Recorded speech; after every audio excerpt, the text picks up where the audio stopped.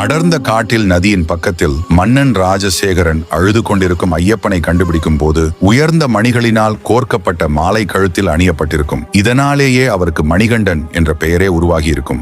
மாலை போடும் அனைவருமே மணிகண்டனின் இன்னொரு பிம்பங்கள் தான் என்பதை நினைவூட்டும் விதமாகத்தான் மாலை அணிவிக்கப்படுகிறது. இப்படி சுவாமி ஐயப்பனுக்கு மாலை போடுபவர்கள் ஐயப்பனின் உருவம் பதிந்த ஒரு காசு ஒன்றை எடுத்து துளசி செடி வேரில் இருந்து உருவாக்கப்பட்ட மணிகளை தான் அணிந்து கொள்ள வேண்டும். காரணமாக துளசி மாலை ஸ்ரீ நாராயணரையே குறிக்கும். அறிவியல் ரீதியாக துளசி மாலை அணிவதால் உடல் ஆரோக்கியமாக இருக்கும். சுவாசம் சம்பந்தப்பட்ட பிரச்சனைகள், நோய் நொடி இவை அனைத்தும் உயர்ந்த மலையின் மீது ஏறும் மனிதனுக்கு வரக்கூடாது என்பதற்காகவும் அதை தீர்த்து வைப்பதற்காகவே துளசி மாலை அணிவிக்கப்படுகிறது. துளசி மாலை அணிவது பக்தியையும் தாண்டி ஆரோக்கியம் கருதியும் என்பதால் போலி துளசி மாலைகளை அணிவதை தவிர்ப்பது நல்லது. மாலையை நம்பலே அழிந்து கொள்ளக்கூடாது. கோவிலுக்கு சென்று அங்குள்ள அர்ச்சகரிடம் கொடுத்து இறைவன் முன்னிலையில் வைத்து முறையான பூஜை செய்த பிறகு அணிந்து கொள்ள வேண்டும்.